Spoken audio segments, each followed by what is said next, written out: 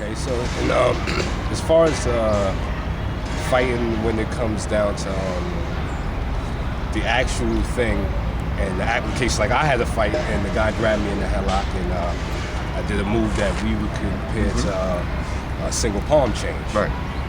Is in the fight when you're doing the actual technique, is it the repetition of the technique that helps you, or is it the whole what you believe the fight is? Is it more the mind or the body? Can I ask you a question Yeah. to kind of answer that? Since you were the one that did it, did you know you were doing it when you did it?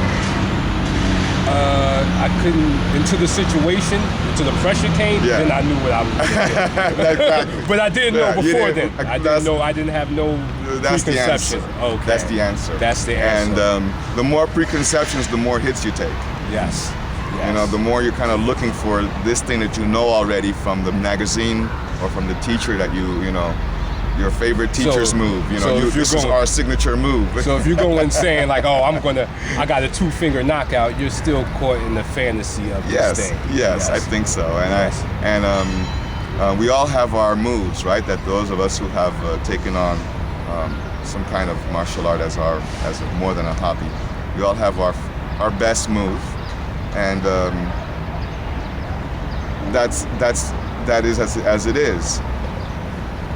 But the idea that you can beat everything with your favorite move, and that you can make your favorite move happen on anyone, I think is the reason why so many of us are beat up badly even by untrained street ruffians. Yes, yes.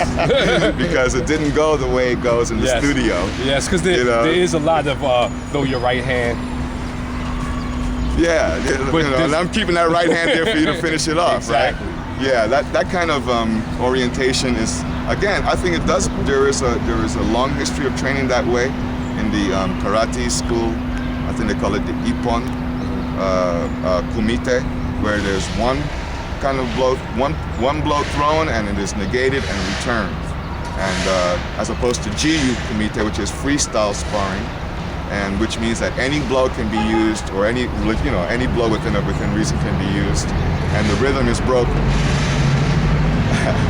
Now, Ippon kumite, as I remember as a long ago when I was a boy, was very stilted. You know, you knew the guy was going to stand right there and throw one blow, one hard as hell blow at you. And you were supposed to like negate it and throw one hard as hell blow back at him. And both of you then return to your corners satisfied that you've done the thing right. But the same kind of training would not necessarily have said you are ready now to represent karate to the world. That is a green belt's training. You see? And I just think a lot of these men that we see saying that they are representing a given system of martial arts, or just they were not graduated by a responsible person. Yes. And you know, it's a little bit of humble pie to go like, I still feel it after I give you my answer of so many years in martial arts that I am just beginning to appreciate even the first things that I've learned in a comprehensive way. And didn't mean that did I lose a bunch of fights or did I get my butt whooped? No, I'm not saying that. I'm saying that, you know, to really be able to show this, to rely on it to show the little old ladies and the children and the big guys and anyone that what you're doing can be helpful to them. That takes some insight. That takes some time. It takes some kind of like a graduate level. Right? So when you have the teachers in New York, you know, the system is saying some of these teachers are unqualified. You know, if you're teaching me math, sure, you may have a high school or a college level diploma in math, but maybe we want a graduate student in math. You know, somebody really dedicated to math to teach even the first graders, because their sophistication with math is needed to serve those who are slow at it, you know? to serve anyone and everyone. So for most systems, there is like a play that builds up that helps you get to the real thing, like cheats out for Wing Chun. Exactly. Because doing 52, I kind of thought slap boxing was that way to help build up the reactions. But then you have some actually saying that slap boxing is the fight. No, it cannot be. It can't be. Or finger. It can't be. I mean, even I'm not a 52 blocks expert, but you've helped me understand it. This comes from the prisons. And I can't see a prison fight being decided by slaps or by dance moves.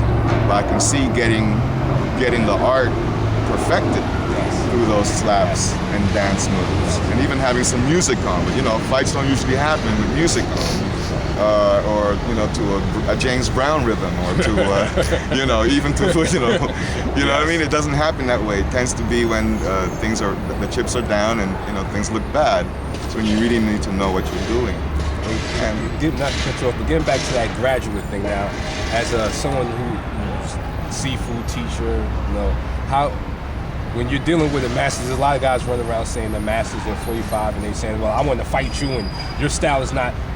How would you help judge a master? Would this be one of the qualifications you look for as an older man still seeming like he's caught in his 30s, or he still wants to fight, or there's no shame in wanting to compete, and competition has been proven to be a hallmark of the American psyche.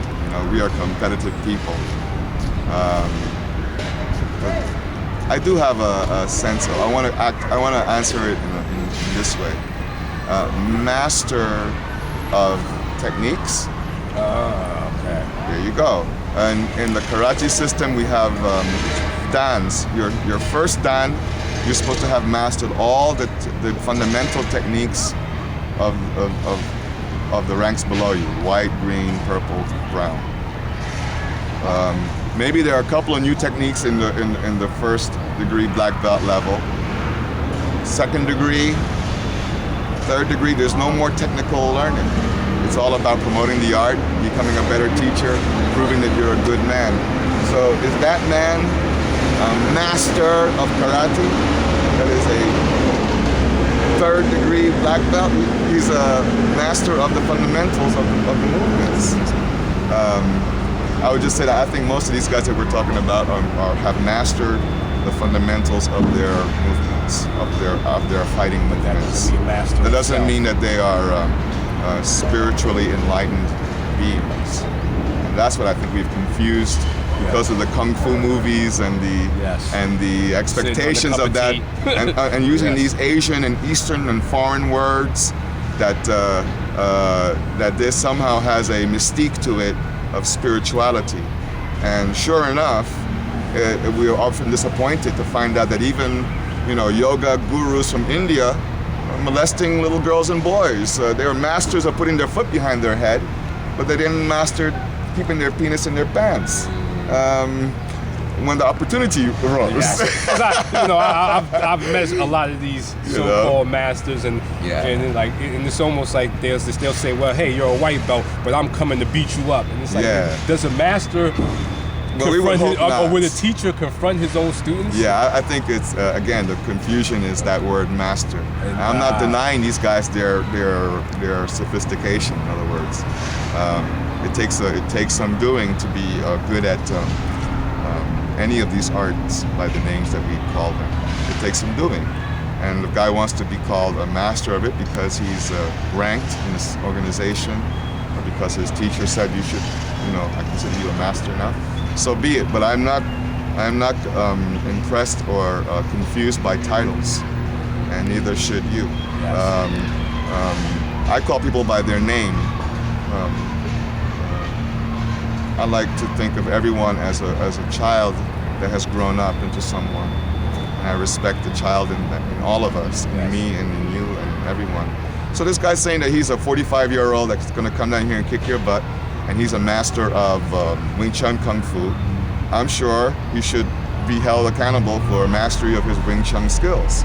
But just by the very declaration, it does kind of show that he's still dealing on an on a young man's mentality of competing and looking for accolades or to make a point.